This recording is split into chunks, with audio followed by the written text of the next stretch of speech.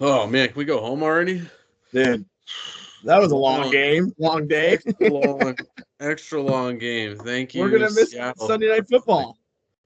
I know, right? It's probably already kicked off. I mean, I think. Oh, yeah, Gino just threw another pick.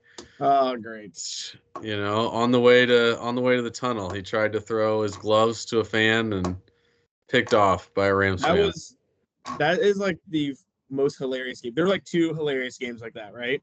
You had the Patriots who had no business coming back and scoring just to lose. And you had the Seahawks who had no business coming back to go get into overtime and just to lose in such heartbreaking fashion. It was a crazy, crazy week of just drama, and scoring was weird, but Is it even a comeback when you throw the other team into the lead?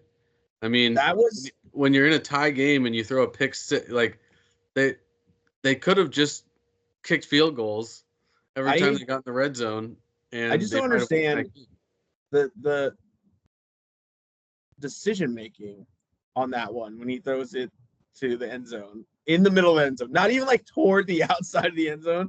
It was in the middle of the end zone near nobody on first and goal. That is just unacceptable for I don't care if you're a fan or Yeah. not. It seemed like one of those where it was like you're past the normal route, and so Yeah, you're anticipating that a receiver's going to do one thing, he does another thing, and then right. But you can't the take ball's those already chances. gone. But yeah, no, it's unnecessary. If you're going to take a chance like that, throw it to the back pylon, throw it Exactly. somewhere towards the ground, towards the sideline. Somewhere.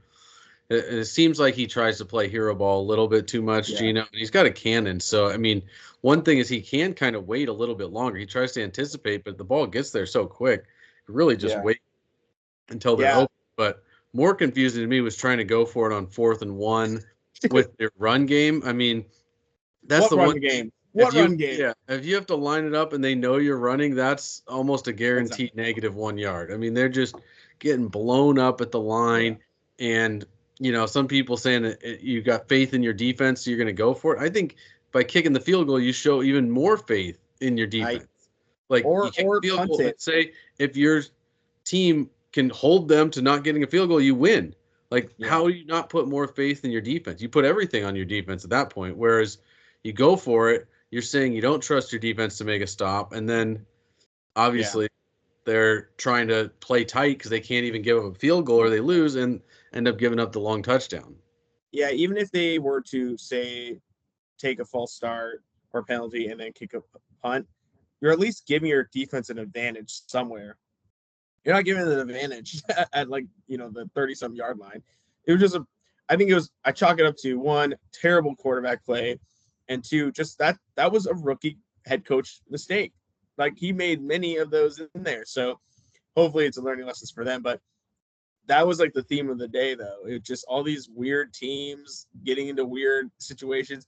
The fact that Philadelphia almost let Jacksonville back, which was crazy, and then probably one of the best games were Tennessee and Patriots, two terrible teams, or you have the Saints and the Panthers, terrible teams. But you finally were like, wow, it's some compelling football to watch with these teams, and some fantasy production finally from these teams that we hadn't seen in a while. Some Yeah, obviously not so nice great, to see but the bad teams just play each other more often. Like, they let's should. It's fix way it. more fun.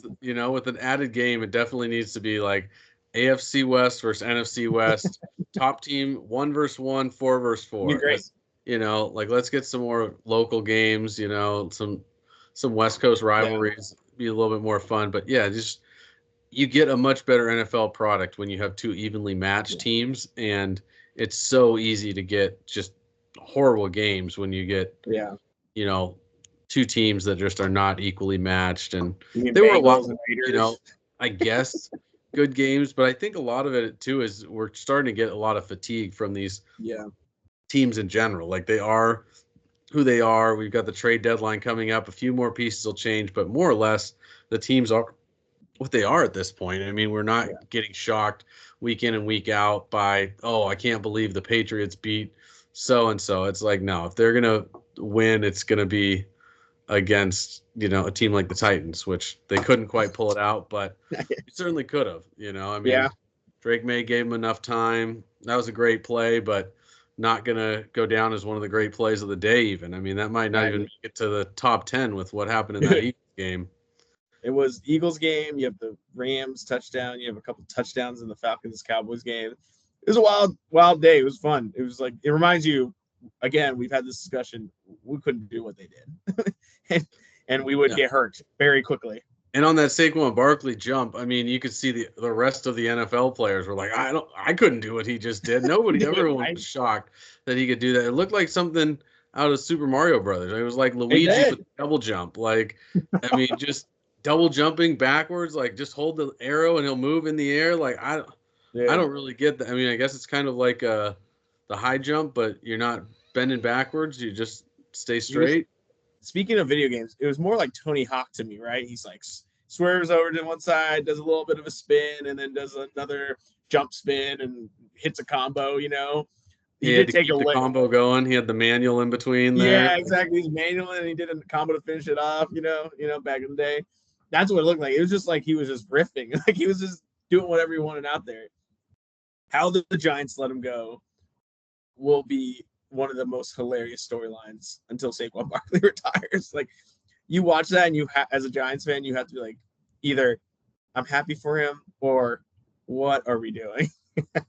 Well, it's one of those where I think we're going to start seeing more of these running backs hit free agency and getting scooped up by teams that are more competitive. Because, I mean, that's kind of the problem is like, is Saquon Barkley worth what the Eagles are paying him? Absolutely. But if your team is garbage, he's not a guy that's going to be there for the long haul. We're looking at the last few years of him and King Henry's careers here, most likely. I mean, at some point it's just going to fall off and they're not going to have the speed to get it done anymore. And it's kind of what's happened over and over again for running backs in the NFL.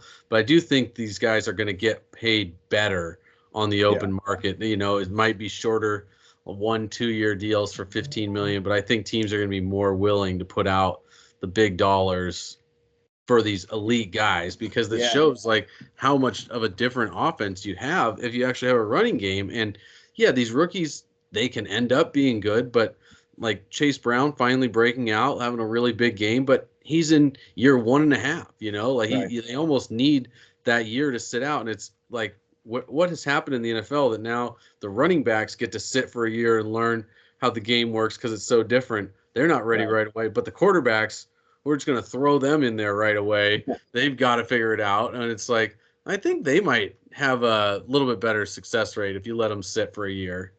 Yeah, that's what I see and hear, I guess. The guy named like Patrick Mahomes, Jordan Love, these guys are doing pretty all right. Speaking of running backs, though, while you say King Henry has only a couple years left, this dude seems like he won't be stopped. It looks like he's playing like he's fresh body. I don't know how he did. I looked at his stats recently. He had 10,000 rushing yards in high school already in like 600 attempts. Someone goes that high school coach should be jailed for how many attempts he gave. It was an absurd amount. I think he had more attempts in high school than he's had through college and the pros now. I mean, it was something. It is unbelievable. And yet this guy seems like he's as fresh as he's ever been. It doesn't make any sense. I mean, his attempts in high school, though, I mean, most of them he had to have just run into the end zone, over people like you and I, just to stop having so many people dragging so many people. Like he just finally is like, all right, let's just start this again. I've got a first down. Like, no reason to take another shot with 6 guys dragging on my ankles. I mean, he had a great game again this week. It's nonstop. I mean, it was interesting to me kind of how low he was ranked coming into the season because it seemed like everybody thought this was more or less what we were going to see with the Ravens. Obviously, you don't assume it's going to be a touchdown every single week, but his yardage numbers aren't gaudy. They're not insane. And when you have Lamar Jackson there, they haven't even been running a lot of like zone read or different concepts that we could see late in the year or in the playoffs where Lamar has the option to pull it. We haven't even seen that element of it. So I think he's kind of scratching the surface and probably, easily has another year two left in this offense. You know, I mean, if he was still playing in the Titans, he'd probably be ready to retire. But what month are we in? November, right? Doesn't it get cold? And isn't it hard to hit people in cold weather? It hurts a little bit more. And if someone's going to bring the hurt in cold weather, it's Derrick Henry, and you do not want to tackle him. So I agree. His touchdowns are there, and now his yards are just going to pick up.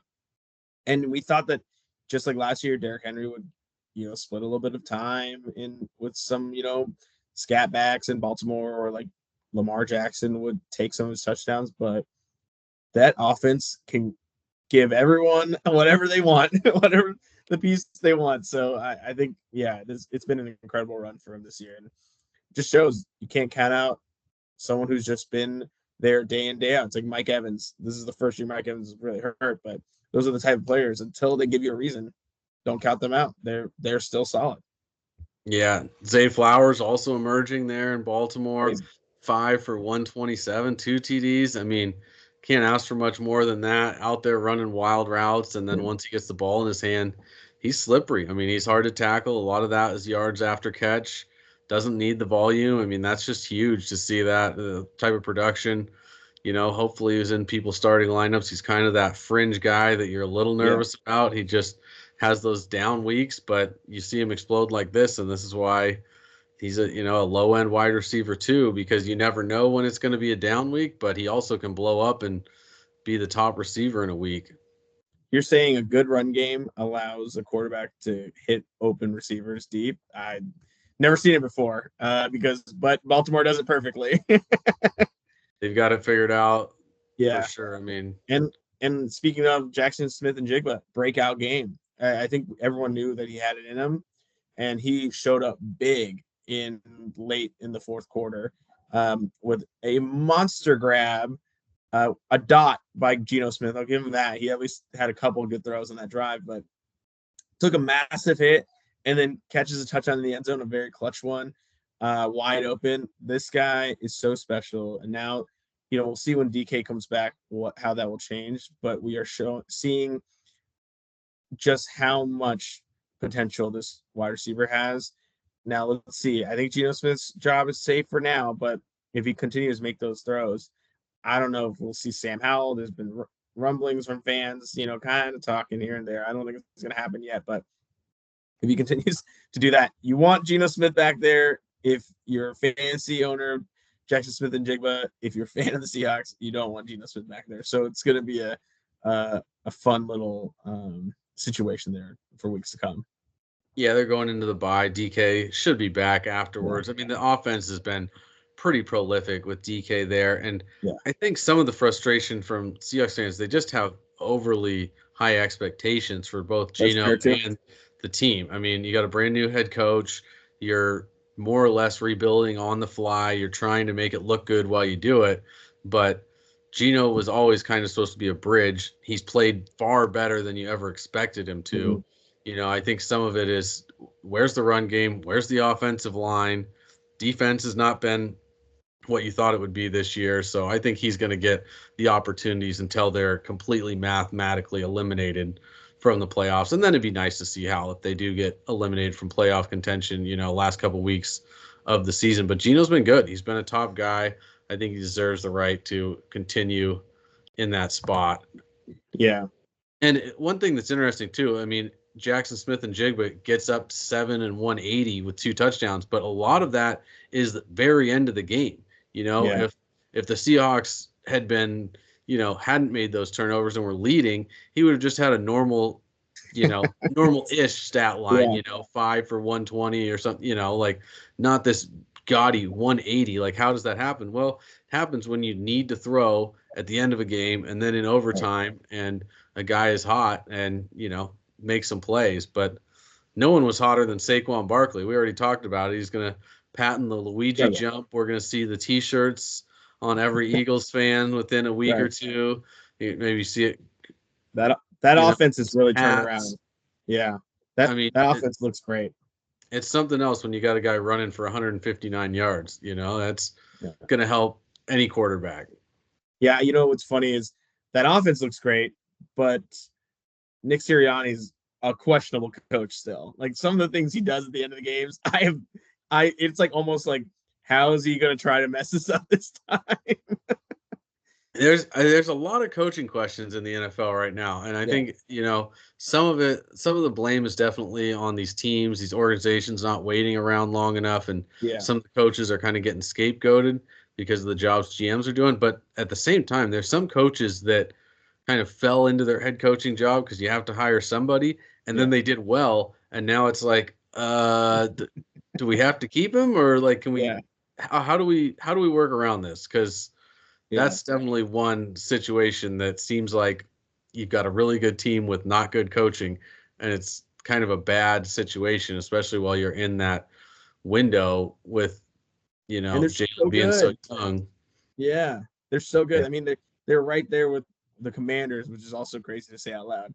Devon Achane, another great week, spectacular when it comes to Tua. Again, the biggest beneficiary is Devon Achane. The gaps are just so much wider for him to run. They have better design plays. Tua is just a threat now. And so it really spreads the field out and opens up these holes for Devon Achane. And dude is so fast, even with his Guardian helmet. It's so funny to watch him like bob around like a little character, like, like NFL Street with the big heads or whatnot. You remember those? It's like those big hats that have become popular that people wear. And it's like, he's definitely the best player in the NFL wearing one right now, but we may see more and more guys wearing it. Depending on your team's helmet, they look better or worse. Yeah, it didn't look that bad on the Dolphins. I agree. Right, like it kind of blends in pretty well with the Dolphins. Like there's some other teams where I'm like, oh, I didn't even realize he was wearing that, and then there's some where it's like, what is it? Like, is that guy got a one-up mushroom on his head or what? Yeah, it's just like a pad. It clearly is just like a huge thing on it. Yeah, and maybe they need to just kind of build, like, if this is so effective, like, why do you have a hard shell on the top of your helmet? Maybe it could be a softer material so it's not just battering into other people. Like, do we just think it sounds cool? Like, it's like, this is how it worked for cars, so we'll build it like that. Like, we came from leather helmets. Like, we can make changes to the helmets. It's okay. You can see in history we've made good decisions about helmets. Yeah, I mean, just that's got to be part of the problem is you have two very hard surfaces hitting each other. If those were softer, so I mean, it could even be just something that's a little bit softer plastic. Maybe make it so they break on huge impact and they just go get a new one. Like, I mean, something, because it's got to be better. We saw some brutal hits too on in the last few hours, so it certainly begs the question, hey, if it's working, then it should. One guy who's a stud, had a stud performance. Joe Burrow, it's like one day he's throwing 5 touchdowns, another day he's kind of just average. I think obviously he's talented. No T. Higgins, 5 touchdowns still great, but he also threw that crazy interception against the Raiders. That big 6 for no reason, like just right to the Raiders defender. So I worry about the inconsistency. Obviously, you want to be starting Joe Burrow when he's hitting these 5 touchdown days, but I'm curious. I feel like he's not a guy it's gonna be more teetering than like, oh, this is where he's gonna take a step forward. He's back. I just feel like we've kind of seen it and then come back a little bit, and then we're seeing it again. Where do you sit on him? I think it's just part of today's NFL. It's just kind of baked into it. You see the Jameis Winston going out there and just saying "fuck it." Like, if I throw some picks, I throw some picks. Like, he certainly said "fuck it" this week. That's how you got to roll sometimes, and it worked out for Charles Tillman and the receivers. Doesn't work out as much for Jameis, but still, he had a better game than some of these other guys. Better game than Kyler Murray. So sometimes when you're just cautious and you don't throw any picks, that's not going to necessarily help. Kyler Murray, they did end up winning that game, but more because Chicago was the opponent than he played well. But I think that, picks are kind of built into it. If you're going to throw for 5 touchdowns, you're going to throw picks from time to time. We see Mahomes has a ton of picks this year, not looking good either, but he's, you got to go out and attempt to throw these touchdowns to get there. So it's one of those where, a clean 200-yard passing game isn't what today's NFL needs. Like, you got to get points up, and if that means you turn the ball over some, I think it's kind of just part of the territory. Down a receiver, able to still put up 5 touchdowns and none go to Jamar Chase or T. Higgins. How's that possible? You know, it's How's like, that possible? you know, must have a new stud in the background there. Chase Brown, 120 rushing and a receiving TD. You know, great game from him. Really balances out that offense, and he's electric. So it's nice to see, and a good compliment to Burrow. And I don't think he'd need to do all that if they had a defense too. So sure, yeah, and you know, Arizona looked great, but you know, I think this is kind of a off week, right, for their offense. They're playing the Bears. They didn't need to score that much. They kind of coasted with James Conner a lot in their defense. So down week for them, but I can see we've talked about some of the matchups. You know, Arizona's got some fun offensive matchups coming up. So Kyler Murray and Marvin Harrison Jr. should bounce back. Jamar Chase should, but also down. I think it's time. How much pride would it take for you to drop Travis Etienne at this point? What are we getting to that territory? Because I feel like I'm getting into that territory. He's definitely at that point. Yeah, I'm looking at one team where he's the most likely cut candidate. Like, I'm not sure if I can cut him, but it's one of those things where if there were better players on the waivers, or if like somebody got cut that I was like, oh, you know, or let's say Tank Bigsby were to get cut. Yep. Like, I'd rather have Tank than Travis at this point, which is, you know, it's tough, but especially when guys are going into free agency, there's just, you know, people like to say, oh, they're just going to use them, abuse them, and let them go. But it also is like, well, you can start transitioning them out. I mean, I think the best thing for him would be a trade. I think that's one reason to hang on to him, at least through the deadline coming up on Tuesday. See if he were to go to a Dallas or Kansas City. You know, I mean, great fits there. Could be, I mean, honestly, anywhere it's going to be better than what's going on right now, because right now he's used as a third down back on one of the worst teams in football. I mean, even the Raiders, that would be a better fit because they don't have any running game. So at least he'd get the touches. You know, it's just absolutely abysmal for him there. But hopefully things will look up for him next year. Free agent, he'll be a nice middle round flyer. See what happens. He has talent. It just doesn't quite fit in 1 year, and sometimes an injury is all it takes to derail a whole season. Absolutely, and dynasty obviously keep him, but with the redraft league, sometimes you just got to cut your losses. You got to swallow the pride. Jonathan Taylor also kind of that Colts offense, you know, was supposed to take a step forward with Joe Flacco.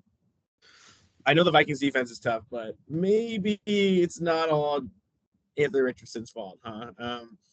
We'll see what happens tonight in that game. Like they all right, yeah. You know, I just don't think that Flacco is quite the answer. It doesn't make a whole lot of sense to me. Like, still, like, I'm just kind of shaking my head, and it's more disappointing. It's like, why did you take Anthony Richardson if you didn't have a plan? You know, and I've decided on a number, and it's 38.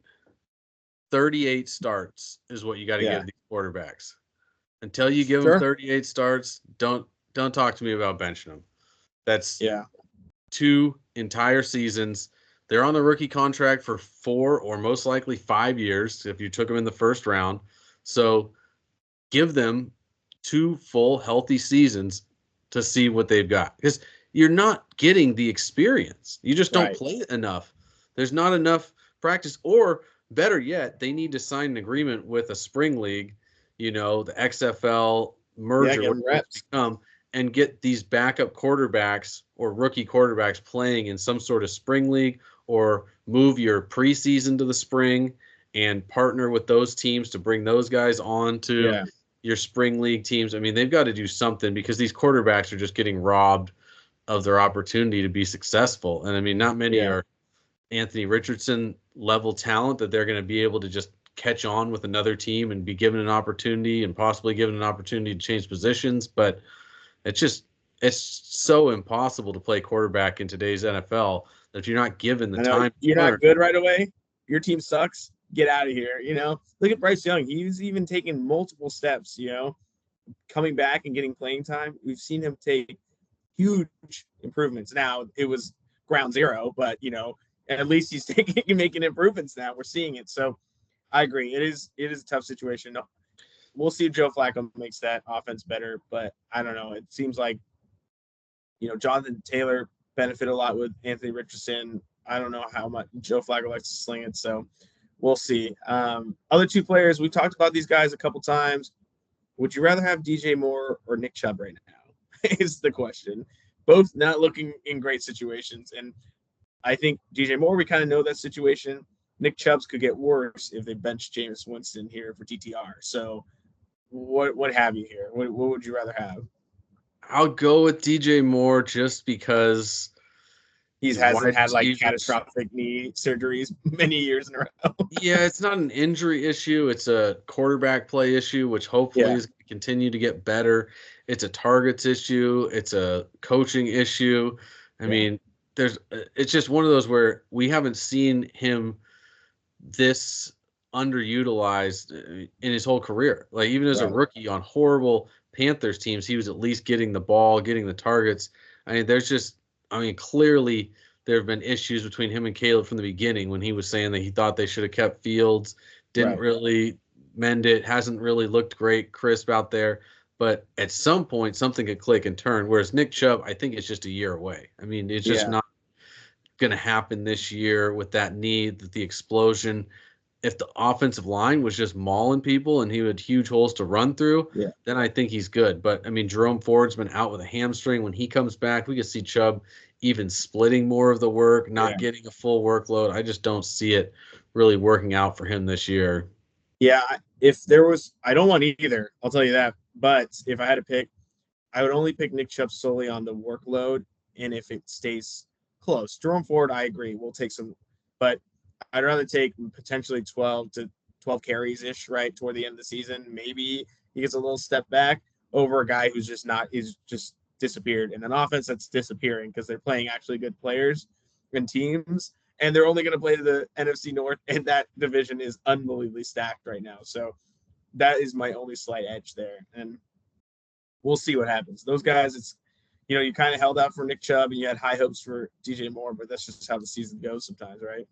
Yeah, they went from guys that you thought were going to be RB2 wide receiver 2 to now 5s. I mean, your bench, week fill-ins. Maybe you got to start them week 12 or week 14. But other than that, it's not a Armageddon. They're probably not going to be in there. A few guys got banged up during the game. Unfortunate for brutal. Olave goes down with a concussion. I think I heard that's 5 for him for his career. So that was a bad one. He doesn't come back with a Guardian helmet. Like there's something wrong there. I don't know who should be wearing a Guardian helmet at that point. Just put them on the safeties. Like safeties are required to wear the Guardian helmets for offensive players' sake.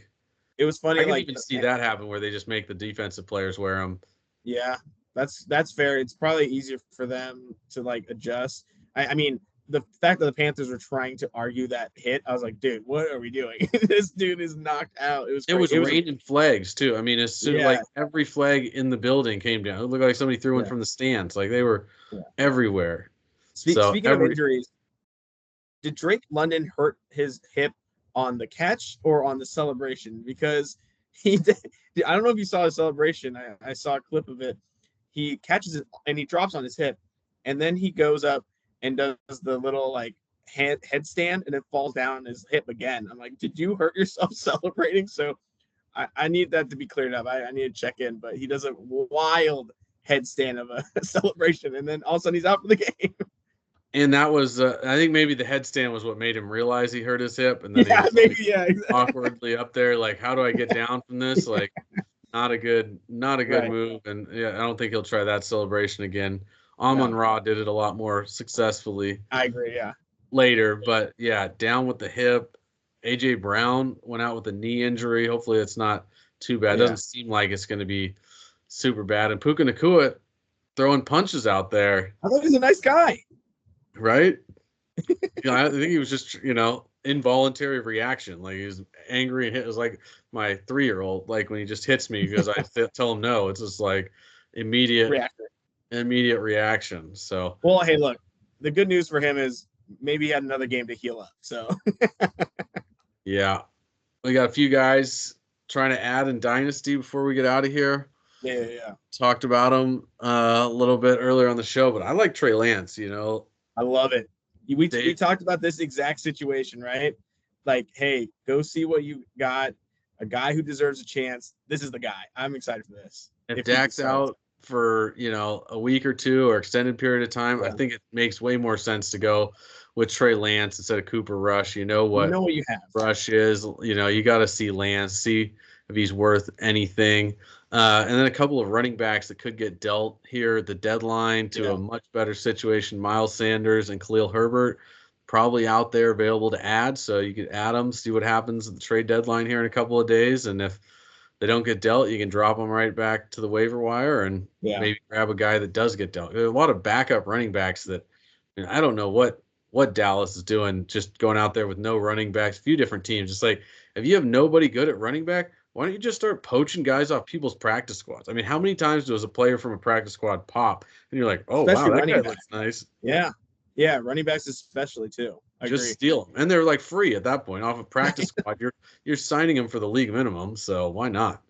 Yeah, there's a lot of really good like third string running backs that I agree could be moved. I like Demarcus Robinson, still not owned in more than only owned in less than 60, 70% leagues, depending on platform. Dude was a monster. I know Puka Nacua went out, but he'll be good. I mean, they're two really injury-prone wide receivers there. Nick Westbrook-Ikhine, dude is balling out. I really like him, and he's not owned in all these leagues as well. A really good option as Mason Rudolph, even if, when Will Levis comes back. If he does, I don't know. They're winning, so you never know with quarterbacks. I know Will Levis is young. They'll probably stick with them, but he seems solid after D-Hop left. And then Jonnu Smith, the man that never ages, and for some reason, Tua was throwing it to him like crazy. He's been having a great year, and he's still available in some leagues. So those guys are like Jonnu Smith, probably one more or two more years, but the other guys still have some life in them. Somehow Will Levis has a longer leash than Anthony Richardson. And that guy has done some stupid things on the field. We want to talk about stupid. Oh, man. He's like a – And he has a backup that if he, just balled out, he could actually be your franchise quarterback. Mason Rudolph isn't Joe Flacco old.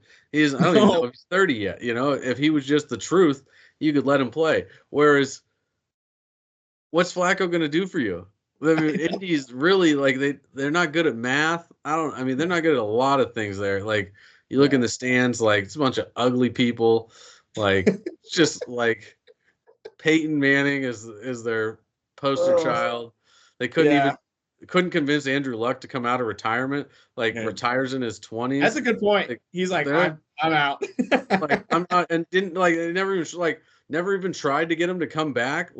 He could still be playing. He's the same draft class as Russell and Kirk Cousins. There's no reason that Andrew Luck couldn't go out and play quarterback tomorrow. But he was so good his last season still with nobody around him. It just, that franchise, I think you're right. There is some hints of failure there that continues to grow. And it's ownership too. It goes back to ownership when you have issues like that. Look at the ownerships of all these teams we talked about. Yeah. You don't think about it until you work in the corporate world and you realize how a bad owner can screw up a whole company. And you're like, wait, maybe that's happening in professional sports. And the best trick they do is they have you blame the players and not them. And the coaches, but here we are. Right. I think we're clear. Nobody knows anyone's GM's names either. They're like, it's not the GM's fault. They're just signing contract. They're basically a lawyer. They're not really putting together a team or anything. No, not at all. It's crazy. Don't put the blame on anyone but the 22-year-old quarterback. That's what they love to do, and fans love to yell at them. Yeah. All right, I think we're clear on that note. Yes, they're fanatics. It's about time. I think this 22-year-old producer's yelling at me in my ear to be like, go home, go away. So tell them I'm going to get baked as a cake. I love that. Get baked as a cake.